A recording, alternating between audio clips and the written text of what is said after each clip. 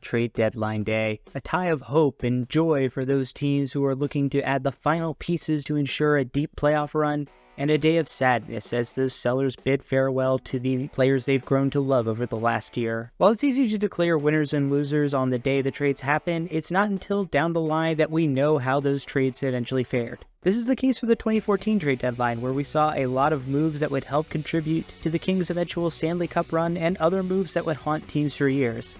Let's take a look and see which is which. A week before the trade deadline even occurred, we had a huge trade involving one franchise's iconic goaltender.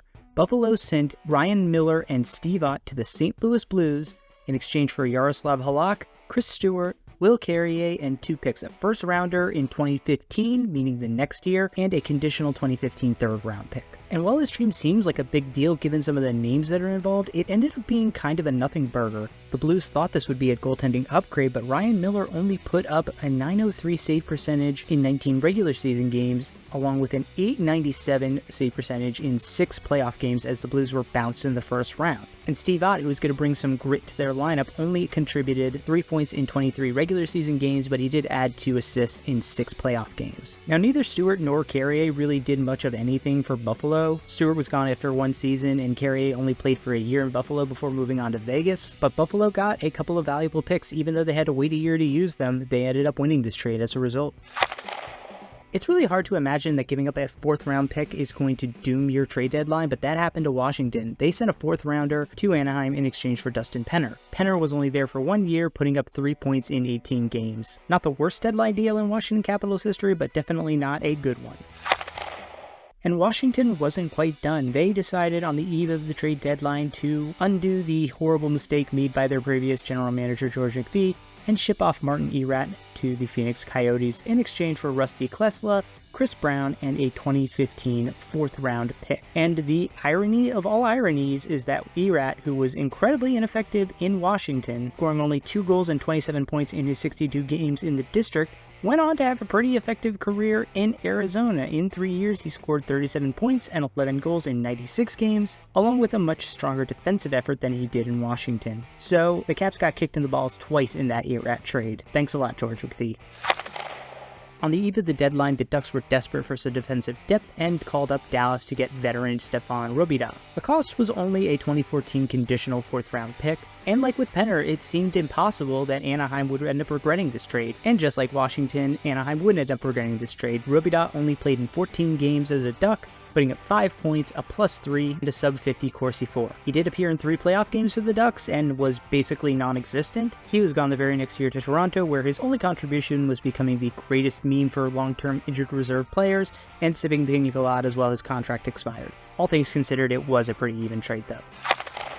The Philadelphia Flyers were at the top of the Metro Division and also seeking defensive help, but they turned to an in-division rival. The Flyers acquired Andrew McDonald from the New York Islanders in exchange for a forward, Matt Mangine, and 2 selections in the 2014 draft, a 3rd rounder and 2nd rounder. Now, Mangine didn't end up being anything in the NHL, but McDonald was actually a long-term piece for the Flyers. He ended up playing 6 years in the city of brotherly love and had quite a career there. Pretty good deal for Philly, all things considered.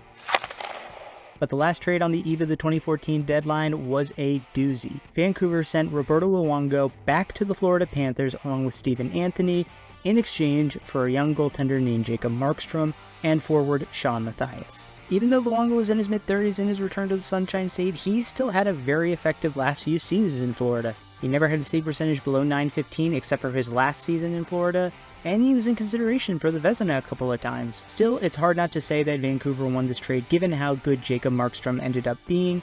He was one of their most effective goaltenders of the last few years until Thatcher Demko eventually supplanted him. But still, I think this is a trade that both sides would do over again. Then on trade deadline day itself, we started things off with an absolute banger. The Tampa Bay Lightning traded away longtime star and leader Marty St. Louis to the New York Rangers in exchange for a bevy of assets that included Ryan Callahan, a 2015 first-round pick, and a second-round pick in 2014. Now, St. Louis was 38, and at the end of his career at this point, he only put up 8 points and a goal in 19 games as a Ranger in 2014. But man, did he come on in that playoff run. In 25 games, St. Louis put up 8 goals and 15 points as the Rangers advanced all the way to the Stanley Cup. and that playoff run inspired St. Louis to return for one more year in New York, which was a little bit more productive in the regular season, 21 goals, 52 points, and then in the playoffs, 19 games, but only 7 points and a single goal as the Rangers lost in the Eastern Conference Finals to the Tampa Bay Lightning, and St. Louis called it a career after that. Now, Callahan, on the other hand, went on to have a very productive career in Tampa Bay, playing there for 6 years, amassing 132 points and 54 goals in 307 games. He was a part of that Tampa Bay Lightning team, ironically, that knocked New York out in the 2014-15 season. Tampa eventually lost to Chicago in the finals, and unfortunately for Callahan, he and Tampa Bay did not make it back to the Stanley Cup Finals for the rest of his career. He retired in 2018-19, and unfortunately Tampa didn't end up getting much value out of those draft picks that they acquired. They did flip that first-round pick in 2015 to the New York Islanders, who used it to pick Anthony Beauvillier, but all in all, I think that this was again a fairly even trade for both sides. Another smaller trade that took place on trade deadline day was Ottawa acquiring Ales Hemsky in exchange for a 2014 third-round pick, a 2015 fifth-round pick that was sent to Edmonton. Hemsky played only that 1 year in Ottawa, but he had a very productive one, 17 points in 20 games, but unfortunately Ottawa missed the playoffs. And even though Edmonton didn't really get anything out of those two picks they acquired, it was pretty fair value at the time. Next up, a trade between the LA Kings and Buffalo Sabres that didn't look that big at the time, but ended up being pretty meaningful. LA acquired defenseman Braden McNabb, a 2014 second-round pick, and a 2015 second-round pick in exchange for Hudson Fasching and Nick Delorier, which were sent to the Sabres. McNabb obviously blossomed into a top-flight defenseman in Las Vegas, but he had 3 very solid years as a defenseman in LA, even though he wasn't a core contributor at that young age. Now, the second rounder that LA got in the 2014 draft didn't end up panning out, but the 2015 second round that they had, they actually used on Eric Chernak, who would turn out to be a very good defenseman for Tampa. So ultimately good value on the picks, but it didn't end up really helping LA that much. However, that's still better than what the Buffalo Sabres got out of the deal. Hudson Fasching only played a total of 22 games in the Sabres uniform, potting only a single goal and 3 points there before he moved on to Arizona and now New York. And Nick Delorier did end up playing 200 games in Buffalo, which is pretty good, but he was also one of their worst defensemen, and if you know anything about the state of the Sabres in the mid-2010s, that is an impressively bad accomplishment. Ultimately, I give LA the nod on this trade. But LA's big coup came later as they acquired Marian Gaborik from the Columbus Blue Jackets in exchange for Matt Fratton, a second-round pick, and a conditional third-round pick. Fratton only played a grand total of 4 games in Columbus, and Columbus eventually moved those picks to Toronto and Detroit, so they didn't get to use them. But on the other hand, Gaborik was a key contributor to the LA Kings Cup run in 2014, and ended up staying in LA for 5 years, playing in over 200 games and putting up 60 goals and 120 points. A pretty good trade for the LA Kings, if you don't mind my saying. Pittsburgh, trying to round out their bottom 6, added Marcel Gottsch from the Florida Panthers in exchange for a 2015 third-round pick and 2014 fifth-round pick, which would seem to be a very low-risk play for a bottom 6 forward. Yet somehow Marcel Gottsch didn't even live up to that low billing. He played 55 games over 2 years for Pittsburgh, scoring only 2 goals and 8 points in that time. And he had a whopping negative 16.3% Corsi rel, meaning he was one of the worst possession forwards on the Pittsburgh Penguins, which is definitely not what you want from a third liner that cost you the pick that would end up being Sam Montembeault, but at least Florida didn't get to reap the rewards of that pick either.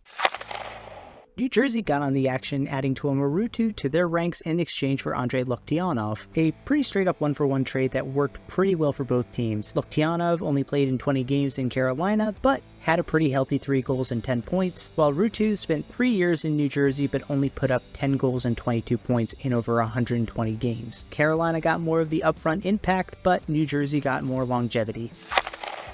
And then another one-for-one trade of a couple of big names at the end of their career. Tim Thomas was shipped from Florida to Dallas in exchange for goaltender Dan Ellis. Thomas, of course the hero of that Boston Cup run, was 39 at the time and only ended up playing in 8 games for the Stars, posting a .902 save percentage, while Dan Ellis, who was significantly younger, was also at the twilight of his career, and he ended up playing only 14 games over 2 years in Florida before finally calling it quits himself, so pretty even trade for both sides.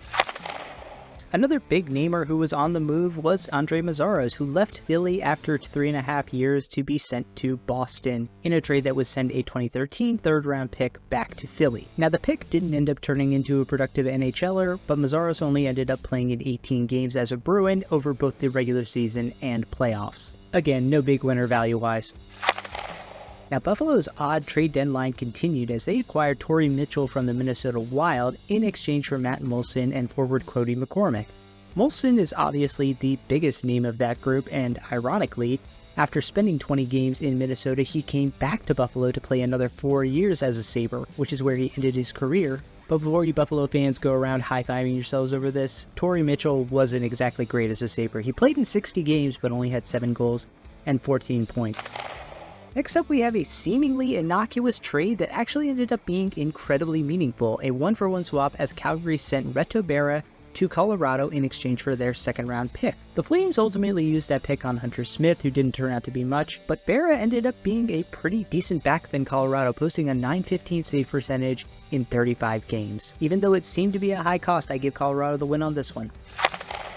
But then just days after acquiring Halak, Buffalo moved him again, sending him to Washington in exchange for Michael Neuwirth, Rusty Klesla, who the Caps had also just acquired in exchange for Marty Erat, and sending a 2015 third-round pick to DC. Now, between the two goaltenders, Neuwirth ended up being the far better contributor to the team that acquired him. He played only 2 years in Buffalo, but had a .921 save percentage, whereas Halak was only in Washington for the 1 year where he put up a .930 save percentage, very good, in only 12 games, and didn't help them make the playoffs. The other pieces didn't end up mattering. Klesla never really played for Buffalo, and Washington would also flip that third-round pick they acquired over to the New York Rangers. Another player in the twilight of his career, Tomas Vanek, got moved from the New York Islanders to the Montreal Canadiens, the third of his eventual 8 stops in the NHL, and he was only there for really a cup of coffee. He played 18 games as a Canadien, put up 6 goals and 15 points, so not a terrible productivity for the Canadiens, and luckily for them, they didn't give up much. Sebastian Kohlberg